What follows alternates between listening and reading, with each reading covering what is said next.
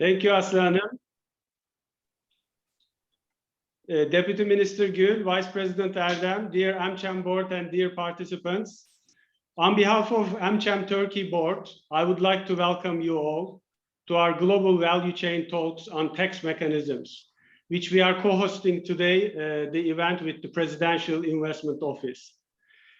As many of you know, AmCham Turkey represents more than 110 US companies operating in Turkey, with over $50 billion of investments over the time, and currently employs more than 100,000 employees. As AmCham, we truly believe in the prospects of Turkey. Hence, many of our members have been in the country for decades, if not longer. Based on this potential, AmCham defined its priorities for year 2021 under 5 main pillars. First one is protect and drive US investments in Turkey and promote bilateral trade with US. Second, promote Turkey and Istanbul as a regional hub. Third, pursue greater participation in global value chains for our partner Turkish SMEs, which we are partly the reason that we are here today.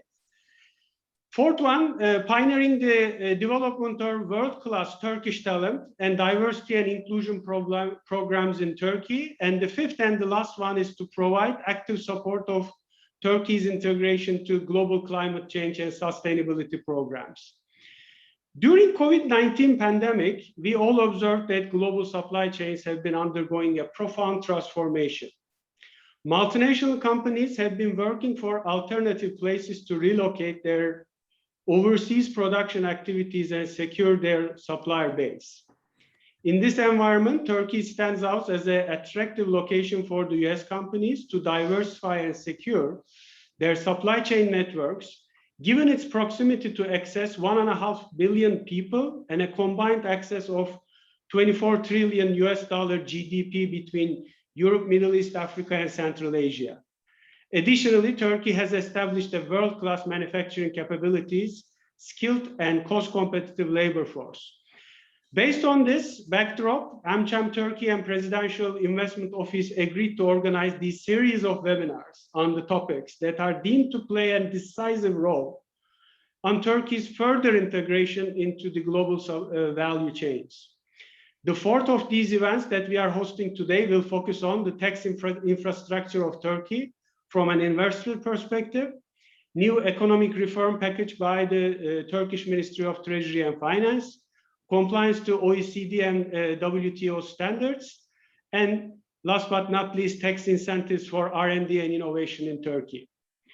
We believe that its special geographical position and custom union with EU, Turkey provides great opportunities for global supply chains. And this is the right time to talk about all our roles in this. We think that Turkey's membership to OECD and World Trade Organization is also important for predictability measures that the international investors are looking for.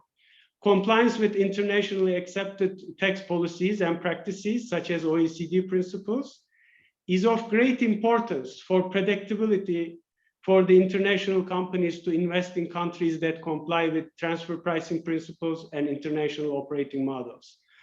I hope this session will be useful for our attendees to get detailed information on tax environment in Turkey. Before I conclude my remarks, on behalf of AmCham Turkey, I would like to thank Dr. Şakir Ercangül, Deputy Minister of Treasury and Finance, Republic of Turkey, as well as to our valued moderator and panelists, Gökhan Şen from Bloomberg HD, PricewaterhouseCoopers Turkey Senior Partner Cenk Ulu, Genpact General Manager Dr. Ferruh Basku, and Netflix Tax Policy Director Gianmarco Cottani for their contributions to the event. I'd also like to thank one more last time and to the Presidential Investment Office for their continued support and partnership. Now I would like to leave the floor to Ahmet Bey, Ahmet İhsan Erdem, to Vice President of Investment Office. Ahmet Bey. Thank you, Emre Bey, for the insightful introduction. Deputy Minister Dr. Şakir Ercangül, distinguished participants from the US and Turkey. Once again, on behalf of the Investment Office, I must say I am honored to welcome you all to the last edition of our webinars on global value chains. And again, I would like to extend my utmost appreciation to our valuable partner, AmCham Turkey, for their extraordinary work in organizing these series of webinars without any delays or any problems. It will be near impossible to organize these timely and important events without their leadership and support. And today, again, we have teamed up very esteemed and distinguished panelists in their area of expertise. I believe we will be, at the end of the day, have been updated immensely about their perspective in the effects of tax policies in global value chains. Having said that, let me briefly express my deliberations about today's webinar, which will, as I said, focus on tax mechanisms. Distinguished participants, ladies and gentlemen, as we all know that tax issue has been recently on the top of the global business agenda, which is led by the OECD to set a global minimum tax rate for global corporations. Last week, 130 countries backed the US proposal for a 15% minimum global corporate tax rate. While taxes are a reality of business life, we should also make sure that tax mechanisms are business friendly and less complex, because the country's tax mechanism is one of the key determinants of attracting foreign direct investments. As global value chains are undergoing a profound transformation, companies looking for relocation will also assess a country's business legislations, first and foremost, its tax environment. According to a recent survey conducted by consulting company Kearney in 2021, tax rates and ease of tax payments remains as the top locational factor for investment decisions. This has been proved by numerous surveys conducted among multinational companies. Mindful of that, Turkey has been improving its investment climate over the past 2 decades through sweeping structural reforms. As a result of these reforms, Turkey has significantly improved its investment climate and emerged as one of the best reformers according to the OECD. The reforms have enabled Turkey to improve its position in the World Bank's Ease of Doing Business Index, moving from 84th position among 155 countries in 2006 to 33rd among 190 countries in 2020. As part of the reform program, the tax system in Turkey has also gone through a complete overhaul over the past 2 decades. For example, the corporate tax rate in Turkey used to be around 45–50% in the 1990s and around 33% in early 2000s. But for the past 15 years, it has been 20% with the exception of recent transitional adjustments. Moreover, with the incentives, the effective corporate tax rate in Turkey is drastically reduced to minimal levels, to single digits starting from 2%. Another aspect of taxes is international tax regulations. In this regard, Turkey has signed agreements to avoid double taxation with more than 80 countries. That being said, we are also well aware of some challenges in tax policy implementation and predictability. As the Investment Office, we are relentlessly working with all stakeholders to create a more predictable business legislation. In this regard, as a part of our policy advocacy activities, we are facilitating an effective communication channel between the policymakers and the investors to avoid any ambiguity and sudden changes. We are also using existing platforms to bring all relevant stakeholders together, such as well-known YOIC platform, the Coordination Council for Improvement of the Investment Environment in Turkey, again, mindful of the importance of taxes, impact on investments. The most recent economic reform package announced in last March aims to simplify Turkey's tax policies and enhance the predictability. I'm sure that Deputy Minister will elaborate more on these reforms in his speech. Therefore, I'm not going to get into details about that, but I would like to highlight the government's commitment to constantly improving Turkey's business environment. As such, Turkey will, of course, continue to improve its tax system through reforms and feedbacks from investors.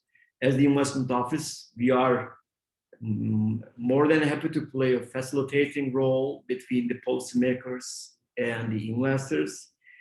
Before closing my remarks, let me quote the American statesman Benjamin Franklin, who once famously said that in this world, nothing can be said to be certain except death and taxes.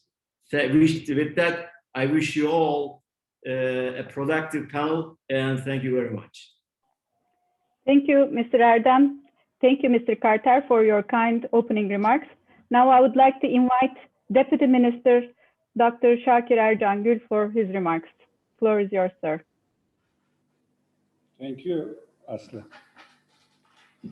Esteemed members of public authorities, distinguished members of business community, ladies and gentlemen, good afternoon. I would like to extend a warm welcome to you all.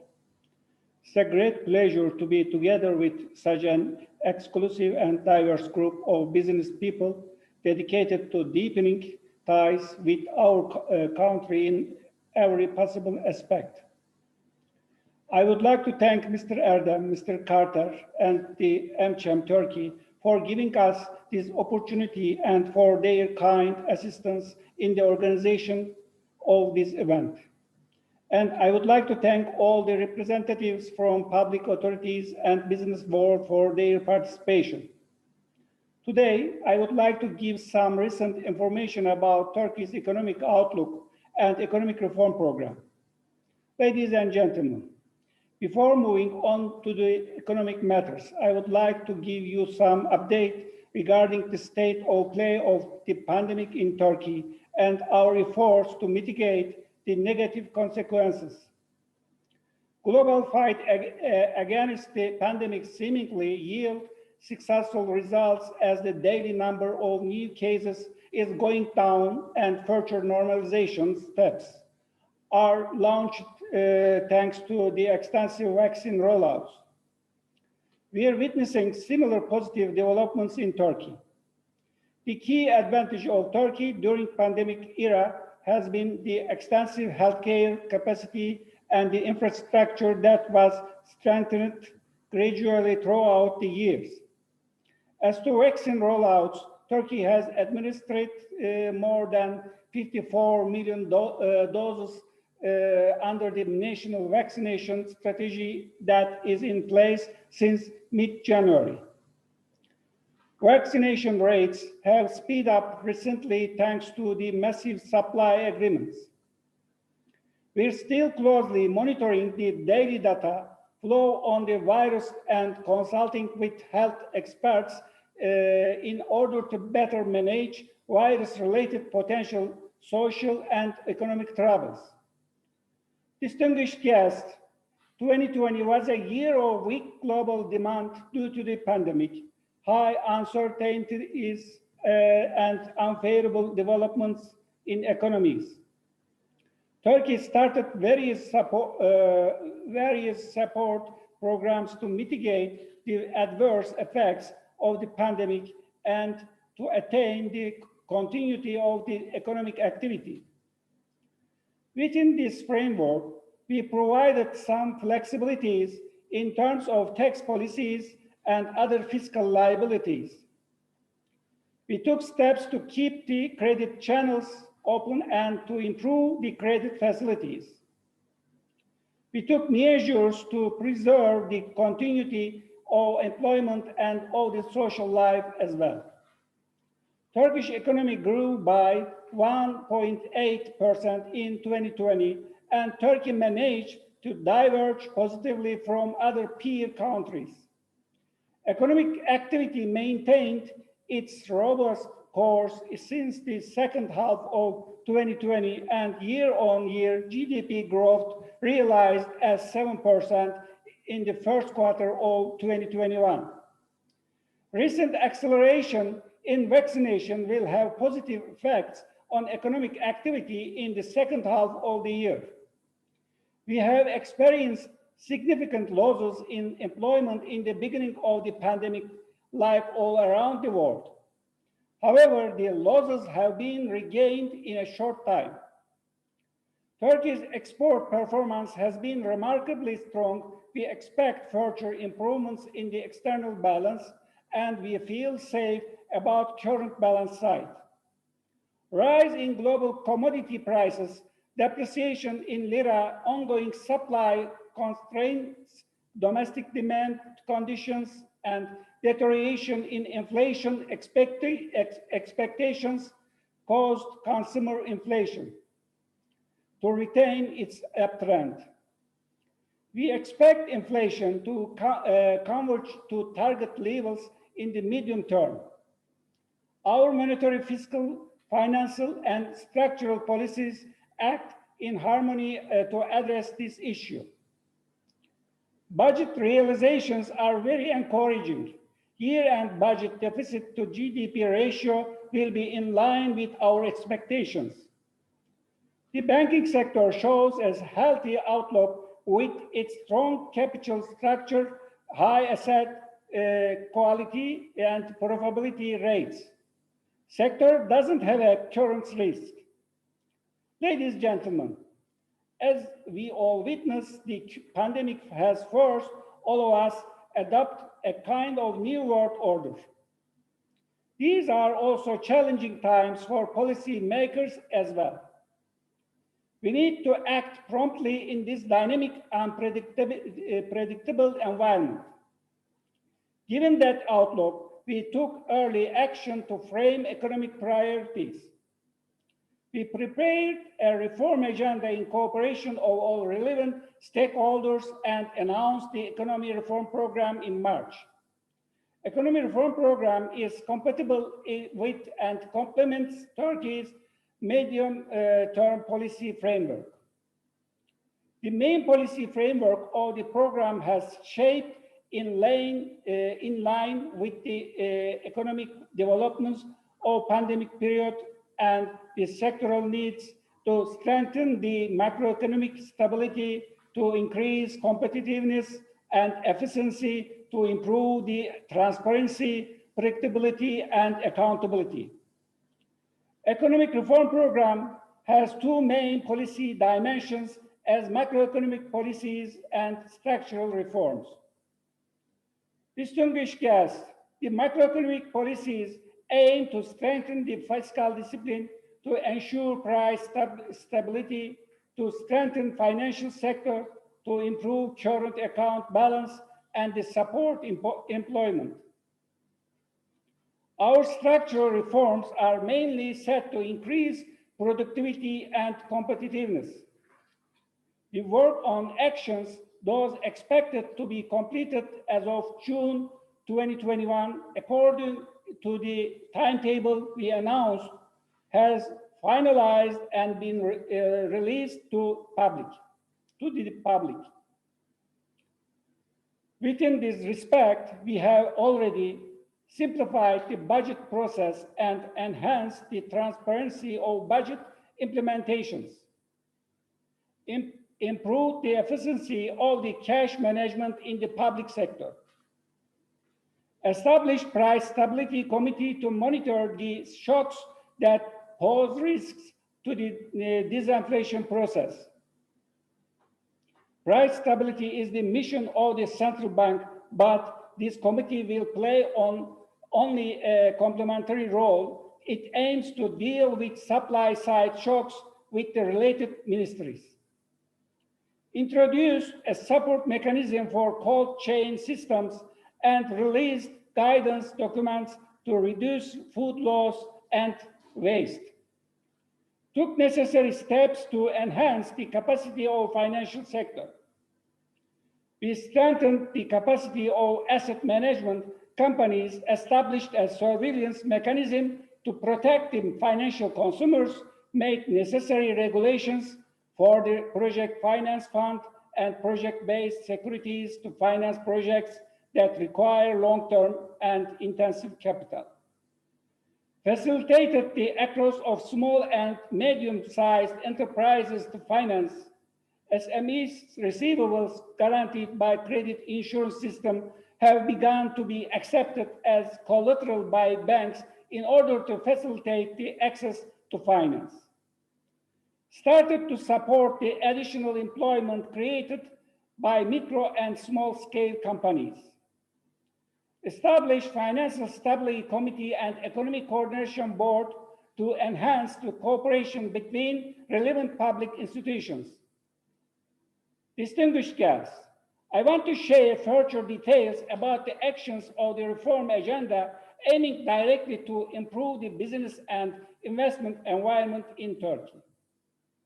Regarding the tax system, we will simplify tax regulations and we will take investor-friendly steps. Finalize the work on the revision of the agreements on avoidance of double taxation.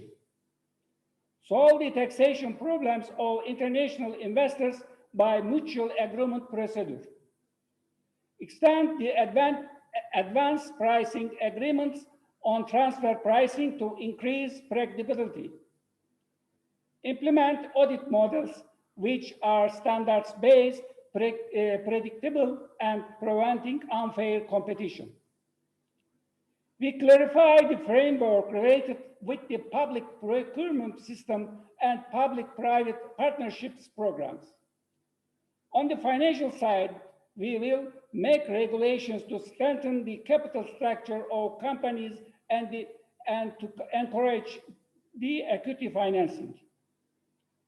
Put equity and debt-based crowdfunding practice promptly for innovative companies to ease their access to finance.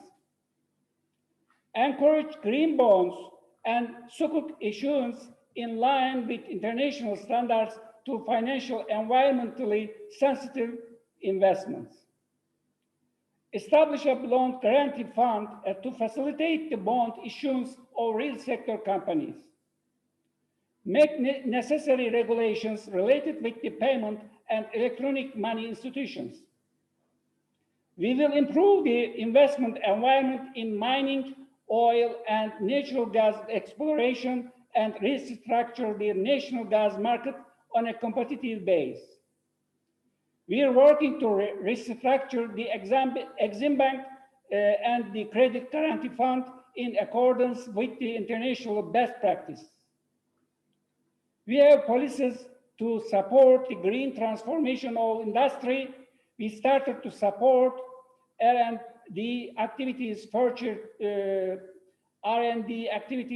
to disseminate all green technologies. We are working to strengthen the coordination function of the investment office.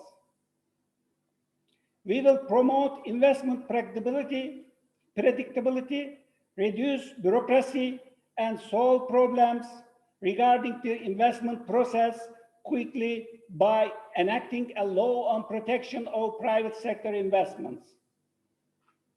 Establish an investment dispute authority to accelerate the investment process and investment coordination units within the ministries for post-investment monitoring. We are simplifying the current investment incentive system, and we will introduce cash incentive models for project-based incentive system. We will eliminate the unfair trade practices in retail trade in line with the European Union legislation. We will develop digital practices to ease the company establishment processes.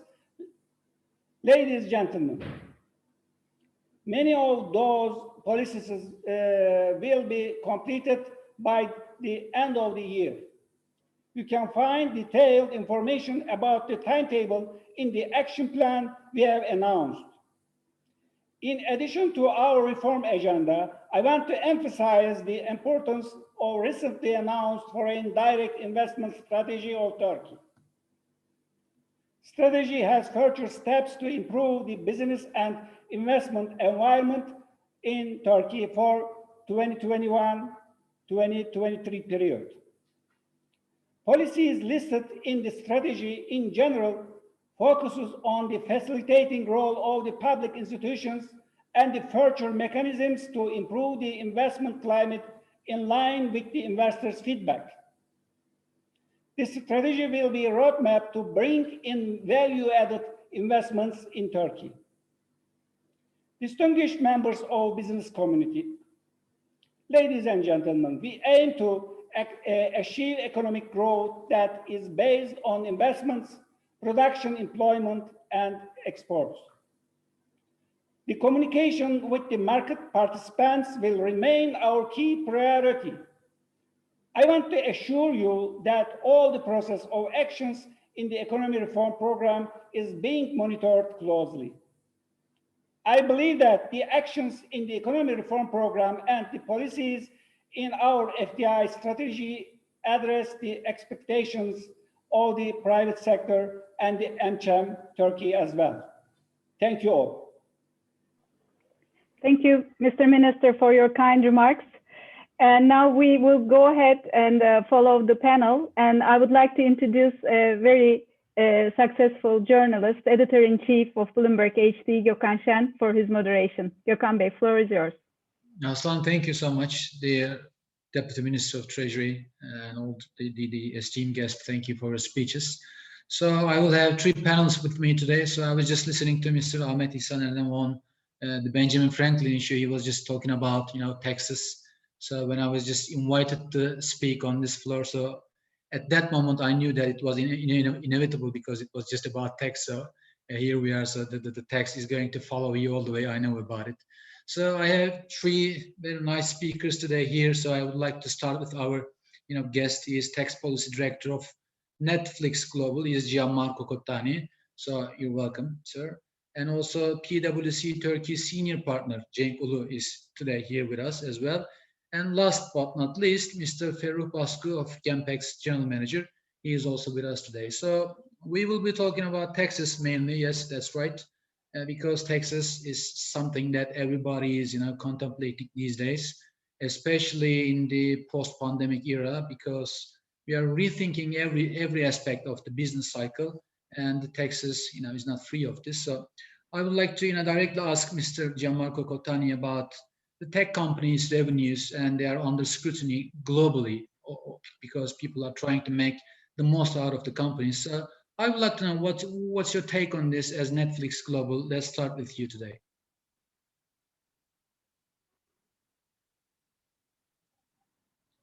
So can you hear me, Mr. Cottani? Just checking again if he's online. I think maybe he left us for a few seconds. Maybe he can get back to us. So let's just pass that to Ferruh Baskı maybe. So Ferruh, let's start with you then. No problem. So if you want to speak as well. So can we start why the incentives for R&D and innovation in Turkey, because that's an area I know that the international investors are mostly interested in. So maybe let's get down with that issue and then just carry on. Yeah. As our minister also mentioned, that our government provides a wide range of tax incentives, especially for foreign direct investments in R&D and innovation. The main reason behind is enhancement of R&D personnel and qualified staff employment. It is to restore the structure of national economy to become internationally competitive. I have experienced this in my Alstom times and GE times. We are both experienced on technology development zones law and the R&D design law. They are both tax-wise supporting to corporate income tax exemption, income tax exemption, social security premium support, customs duty exemptions on R&D projects related, for example. And there are also additional support for personnel graduated from universities, masters, and having PhD degrees. VAT exemption is also for newly purchased devices and equipments, and there's a wide range. I mean, to get benefit from these tax incentives, it's better to work with a good consultant or structure your R&D center in-house properly. In the last 7-8 years, I can easily say that more than 100 millions of Turkish lira, my companies are benefited from cash perspective. I see. Okay, thank you so much. So I guess Mr. Gianmarco Cotani is just back. So I was just asking about the views of global, the companies, maybe especially about Netflix from your side. So many tech companies' revenues are under scrutiny from the governments these days, which is maybe normal, maybe not. So I'm just curious now, what's your take on that subject? Thank you very much, Merhaba. Apologies if I missed earlier your question. So my name is Gianmarco Cotani. I'm the Director of Global Tax Policy for Netflix. And I think your question is very timely also because tomorrow in Italy, in Venice, there will be an important G20 meeting that is going to take a clear position on the topic. I would say that there are two ways that you can look at it.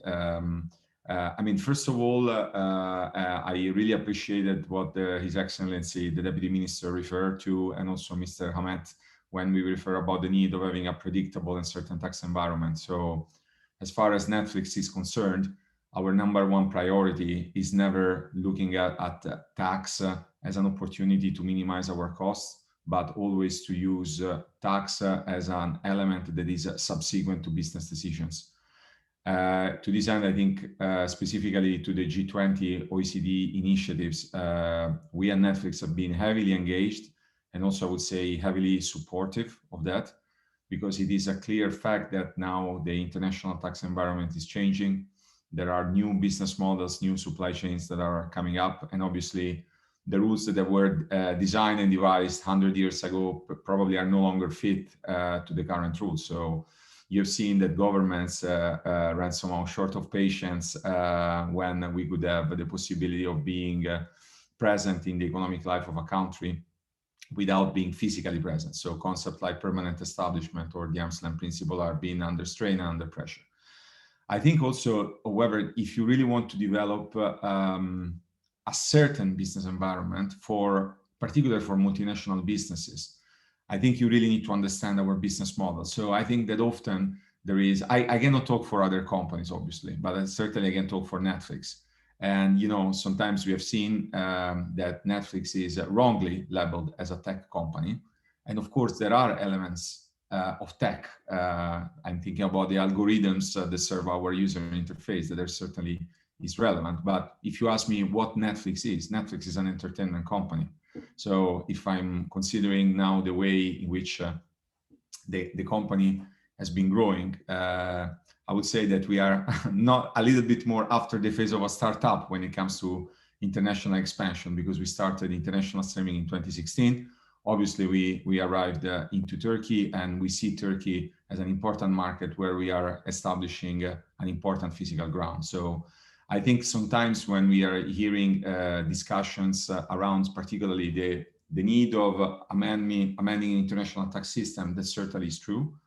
But on the other hand, it's important to understand how our business model, sometimes business model work. And now you see at the political level that at times people think, well, the simple fact that you're distributing a service or you're buying a product over the internet automatically make you a tech company. And I don't think that this is an automatic equation. You know, I can also buy a car in certain parts of the world online, but certainly that does not make the automotive company a tech company. I think specifically to the OECD process, I think it's very important that the developments is going towards certainty. And if I look at the engagement that a country like Turkey has had on these specific areas, we certainly appreciate that. I think it's very important that Turkey, as a G20 member, is also heavily engaged into that. On the other hand, I think it's also important that the government, we hope and we see that there's also the level of, I would say, swift response to adapt and to mold the domestic system in a way that favor investment also from foreign companies, and supply chains accordingly can adapt to the new system. So I'm specifically thinking about the issue of the digital service tax that there is in Turkey, that is, specifically with the highest rate in the world. It's 7.5%. And I think I completely appreciate the policy rationale that has pushed Turkey to introduce a digital service tax. But I also think that if we are going into a direction where, at Netflix, we do have, and we will pay taxes in all the countries where we operate. But what we certainly want to avoid is to pay taxes multiple times. And this is something that unfortunately with digital service taxes occur, and specifically I can tell to Netflix, entertainment companies should not fall in the scope of digital service taxes because the business models have been thought for hitting different type of business models. But having said that, I think what is really important, and I would really like to commend Turkey, is to stick also to a swift implementation and to stay engaged. And also it's important to have a dialogue where the instruments that His Excellency, the Deputy Minister, was referring at, like advanced pricing agreements or mutual agreement procedures, those are very important for a company like us in order to have a transparent dialogue with the local tax authorities. I see. Thank you, Mr. Kotan. So we'll get back to the issue as well again, but I would like to welcome also Mr. Cenkulu as well. And the first question for him is that we were just talking about the post-pandemic era, and that the tax maybe should be rethink at all. I don't know if you join me on that as well, but we're rethinking every aspect, everything in the post-pandemic era. So where will people work? How the companies will be taxed? How will the governments be constructing the future? Because the revenue side is weak. There has to be some debt laws all over the world. So should we really rethink about the tax? So is there a change in the substance, or is that going to be tax as well as we know it for hundreds of years? Thank you. I think we should reconsider everything, including tax, because this is a time where it has never been before. So I think we will reconsider everything and take the consequence of the transactions. So since everything is going to be reconsidered, I think the shape of the taxation will change as well.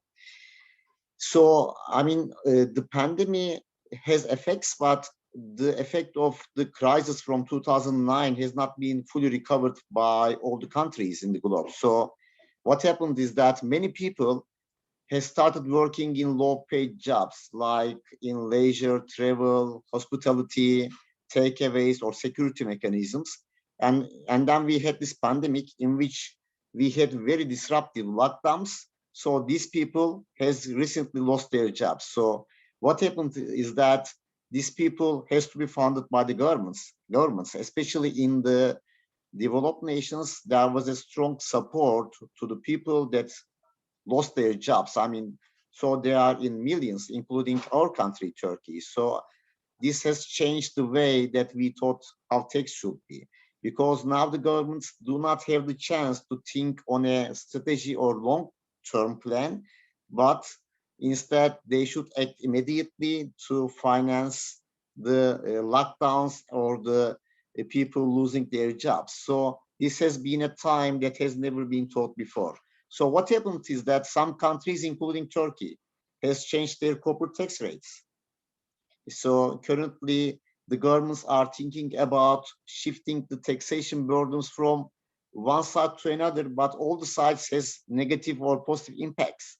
So if you increase the corporate tax rates, so within the globe, you became a less favorable place to have an investment. And so the volatility on the capital is quite high.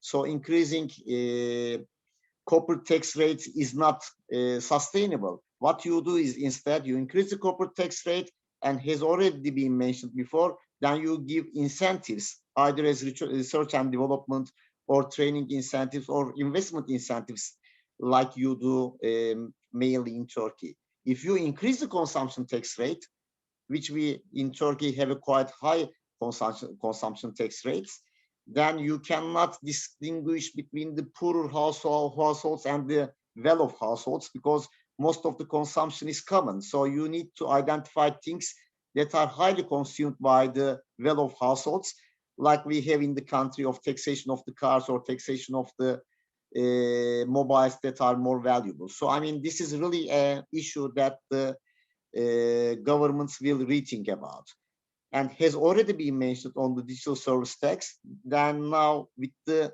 changing economical operations, now we have services that are now newly taxed, not only with digital service tax, but with the VAT number 3, what we call it, that you also tax the countries that operate in Turkey but without a presence in Turkey.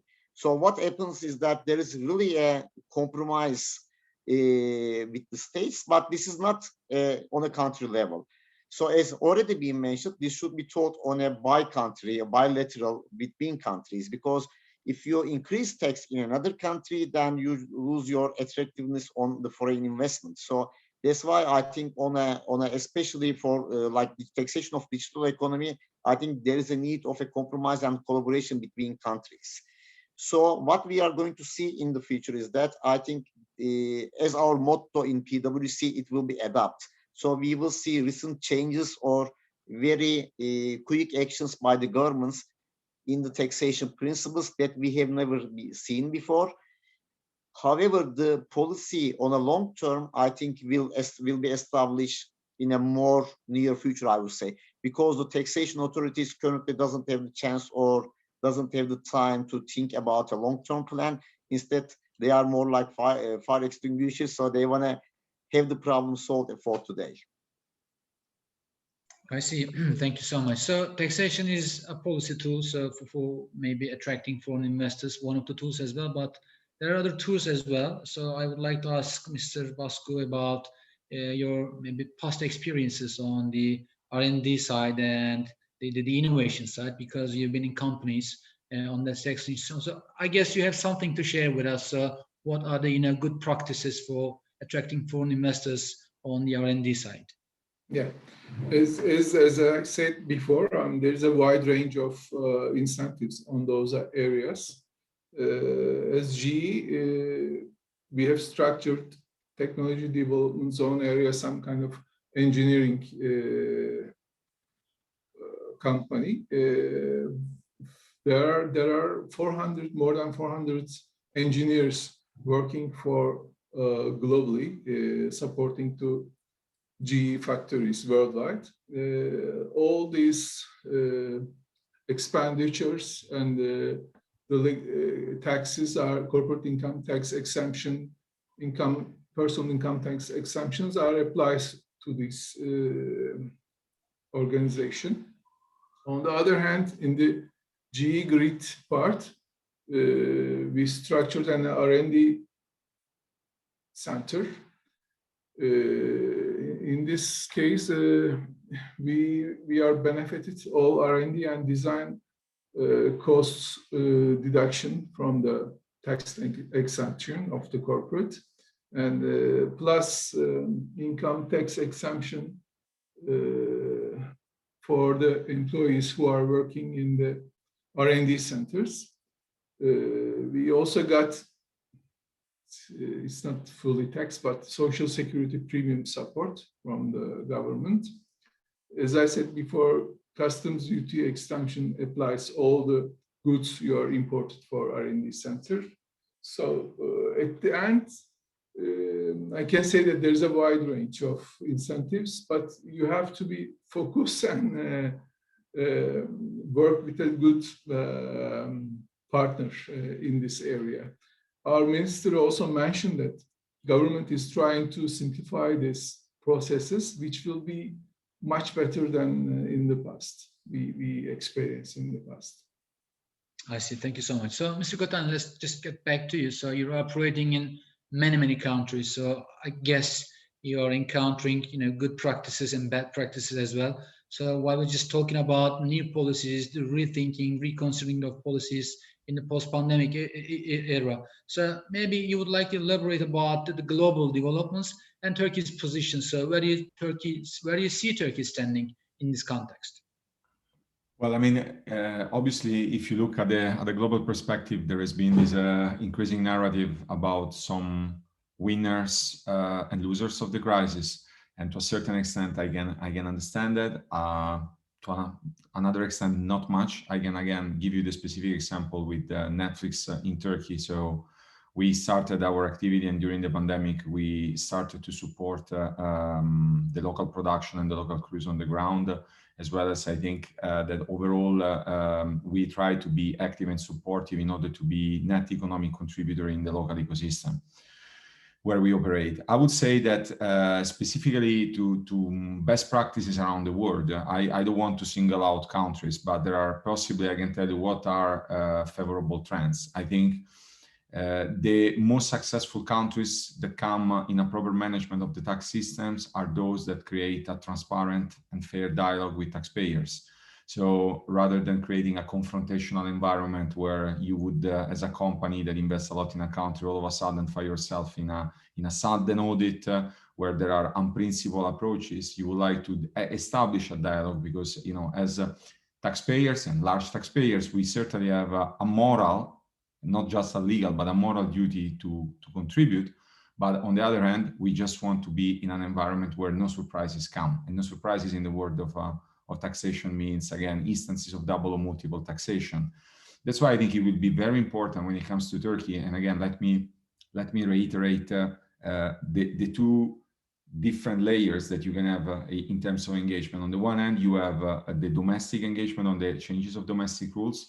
And on the other hand, you have the international engagement. I think when I see the role of Turkey, Turkey is certainly one of the countries that, being part of the G20, certainly has an important role to play internationally, and then to try to funnel the international developments at the domestic level. So again, I hope that tomorrow, inshallah, we will have the agreement signed in Venice, that will be followed by, I think, quite some years of implementation. But in order then to go forward and create an environment that means Dr. Farouk, Dr. Chank also described, you do not want to have surprises with the provisions that are inconsistent and that can somehow be short-sighted in terms of revenue. So again, and sorry if I reiterate this point, but take the case of digital service taxes.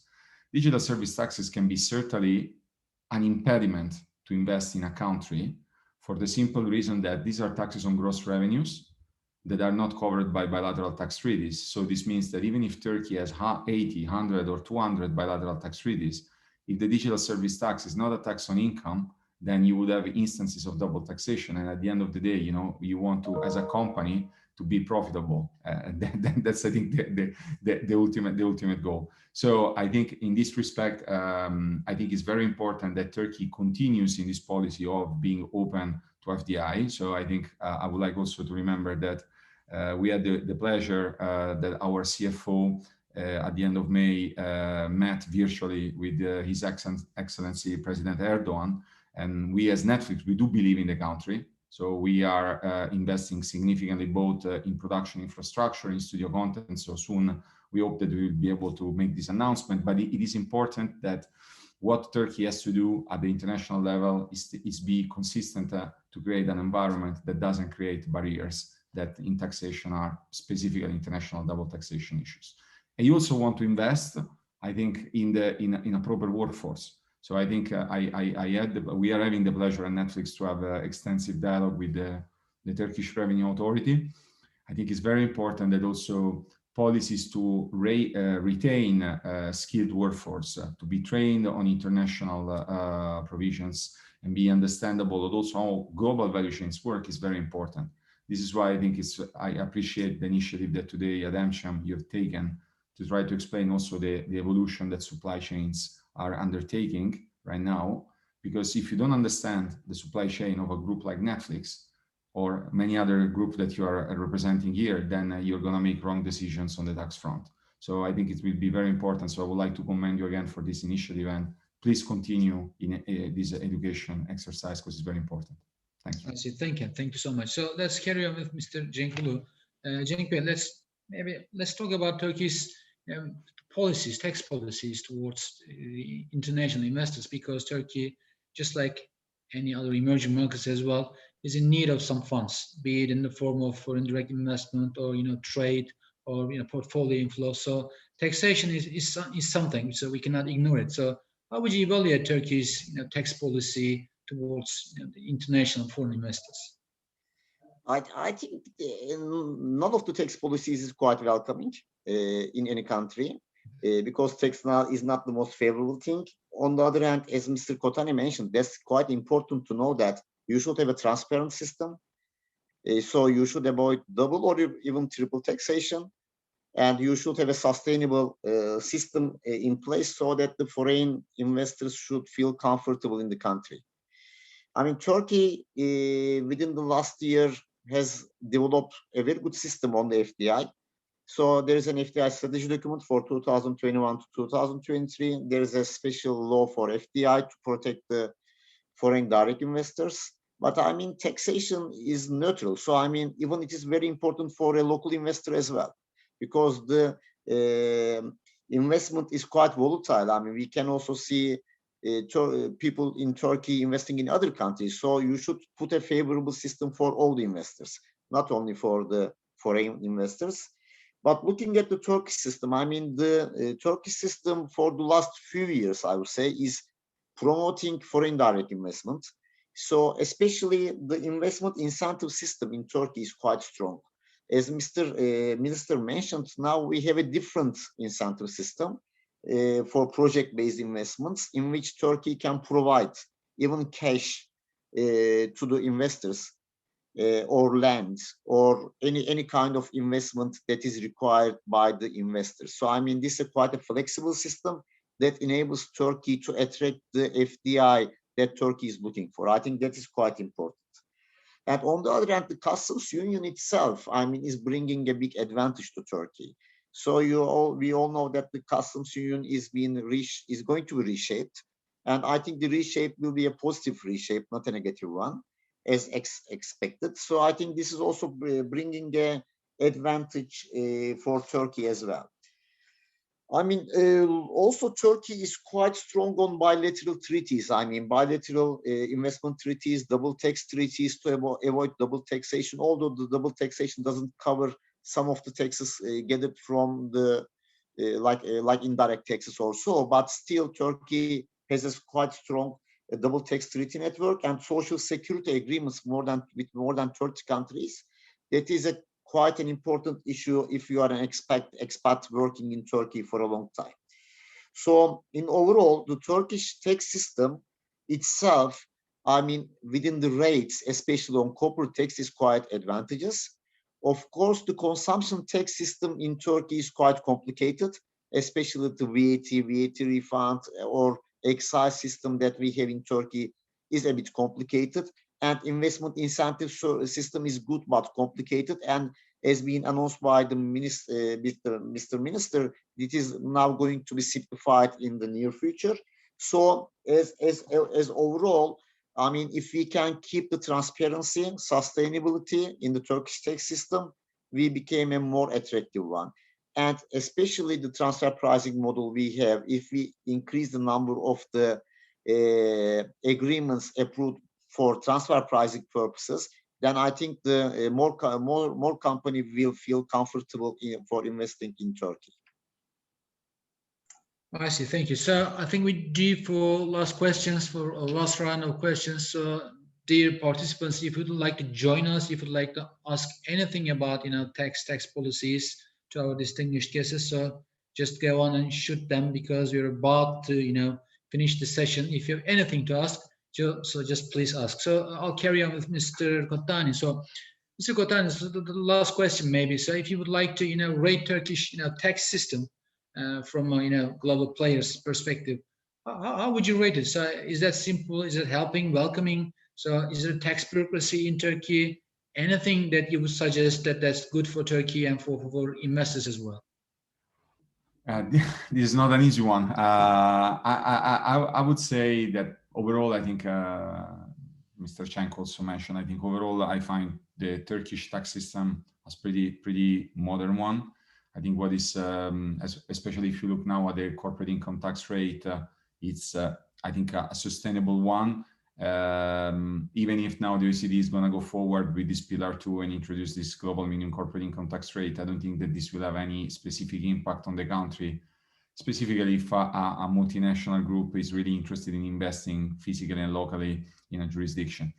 I think possibly something that I found pretty interesting in some of the jurisdictions that we've been dealing with is some countries have adopted mechanism of cooperative compliance, where basically you do establish an ongoing dialogue with the local tax administration, where you disclose publicly your structure, what are your investment plans.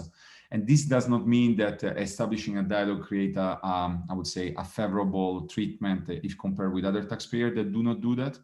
But obviously, if you have the opportunity to disclose in advance and you show the proactiveness and the fairness in the way you enter into a country, then this is also an advantage for the local tax administration, because then you would have to steer your resources to more difficult situation where maybe the taxpayer is not as cooperative as those that instead come forward. So I do hope, as a last point, that Turkey will move forward and will implement the OECD agreement and stay engaged. I guess this will be a global challenge for everybody. But I also sincerely hope that Turkey will reflect these changes by removing the digital service taxes, or at least consider a reduction in rate, because I think this is something that would make in the difficult scenario where all companies that are subjected to it at least a little bit more bearable. Because if you might have seen in other countries that have a lower rate than Turkey, that have adopted DST, some companies, some multinationals are already considering then to pass this cost to consumers. So this is something that you do not always want this to happen, also because you already have extraterritorial VAT in place. Having said that, I think this is I think Turkey is in safe hands, and especially this type of dialogue and platform that you have established can certainly help moving the needle forward for an even more modern system. I see. Thank you. So last round of questions, as I just mentioned. So if you have anything to ask, maybe it could be the last chance. So Mr. Cenk Bey, one thing in my mind that Turkey has been trying to make Istanbul a financial center for years, and the steps are being taken. I know about it. So what does it really take to be a financial center? I mean, in terms of taxation. So what was your take on that? Yeah, I mean, the Istanbul Finance Center, is a big project, and it's been going on for a long time. So, tax itself is not the major driver for creating a finance center, as we all know.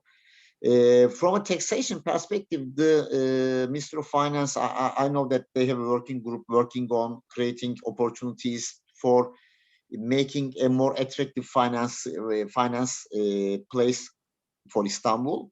And looking at the reasons for countries creative, the tax is one of the least important points here. I think what we should do here is that to avoid the type of taxes that doesn't exist in places like UK, which is one of the most important finance centers. So like stamp tax. So what we should do here is we should be predictable.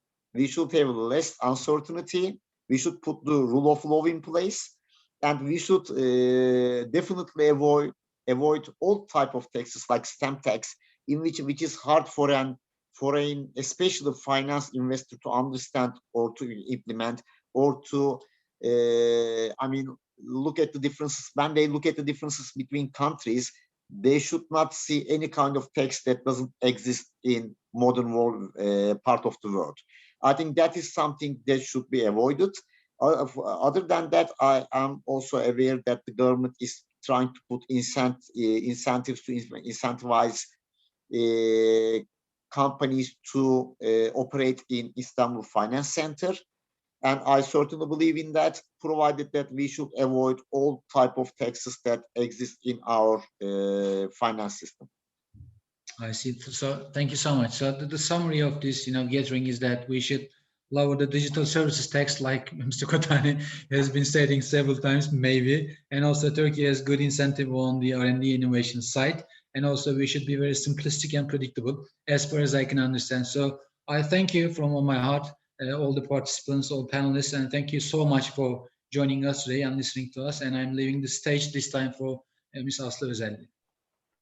Thank you, Gökhan Bey, for your kind moderation of the panel.